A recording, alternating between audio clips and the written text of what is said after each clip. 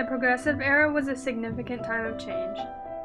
Political and social issues arose through industrialization and urbanization. A large migration to urban cities and a surge in immigration contributed to the increase in population.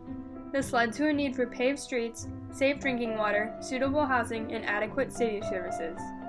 Industrialization made products more accessible, but at a high cost for the workers. There were several safety concerns, including long hours, poor ventilation, hazardous fumes, and dangerous machinery. A significant representation of the lack of safety concerns occurred at Triangle Shirtwaist Factory in New York City. A fire started, but the doors on the 8th, 9th, and 10th floors were locked, trapping and killing 141 people.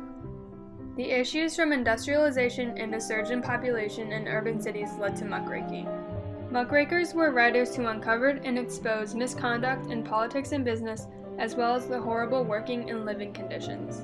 They wrote about political machines who used bribery and violence to influence voters and win elections. They also notified the public about wealthy industrialists who built big businesses that limited competition. Upton Sinclair explored the poor working conditions, sanitation, and corruption of the meatpacking industry in his novel, The Jungle. Jacob Riis investigated the lives of the working class in New York City slums in his book, How the Other Half Lives. Before any improvements were made, businesses were not effectively restricted in their affairs. The Sherman Antitrust Act of 1890 was practically useless in controlling monopolies. Eventually, President Woodrow Wilson created the Federal Trade Commission, which investigated businesses, and the Clayton Antitrust Act, which made it illegal for a company to own stock in another company if it reduced competition.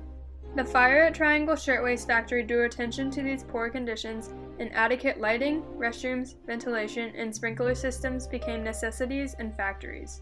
The novel, How the Other Half Lives, helped stimulate the closure of old tenements, school reforms, an improved sewer system, garbage collection, and indoor plumbing.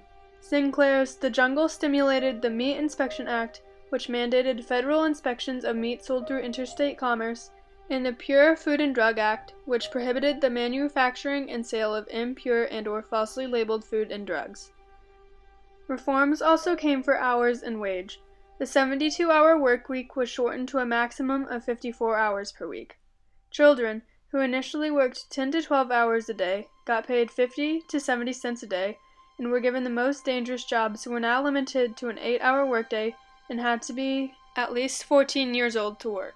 Eventually, workmen's compensation and disability insurance was created for those who were injured on the job and were to be provided with a portion of their pay. The changes that came during the Progressive Era were highly important for the past and present working class.